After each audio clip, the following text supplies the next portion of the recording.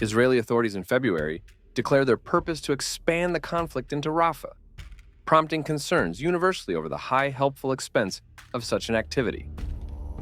Netanyahu demanded, notwithstanding, that an intrusion of Rafah would continue to uncover the last stronghold of Hamas regiments.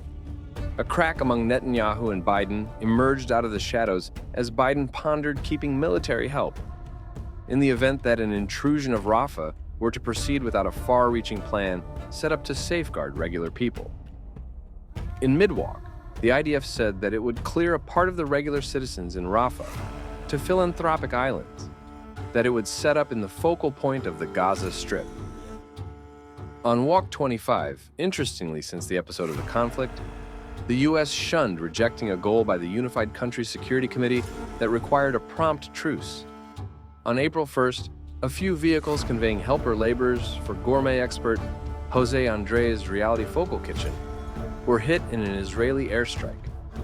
The 7 laborers were killed, and the passings welcomed expanding examination on the activities of the IDF, following the developing compassionate emergency in Gaza.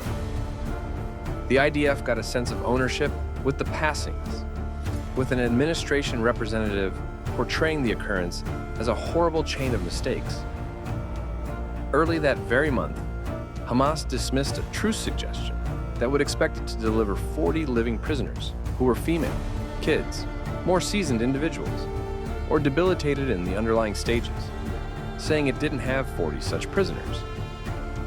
Toward the finish of April, as the IDF prepared the Gaza Strip for a clearing of Rafah, Hamas delivered recordings showing evidence of life of 3 prisoners. Despite the fact that exchanges appeared to be advancing toward the start of May, talks separated on May 5th. Hours after the fact, Hamas terminated rockets at Israeli fighters who were positioned close to the Kerem Shalom line crossing, the fundamental road for helpful guide. The assault killed 4 troopers and incited Israel to close the intersection to help caravans. The following day, Israel requested the clearing of 100,000 Palestinians from Rafah. That night, Hamas acknowledged a truce proposition offered by Middle People, while Israel's chiefs sent a designation to the Middle People for additional discussions.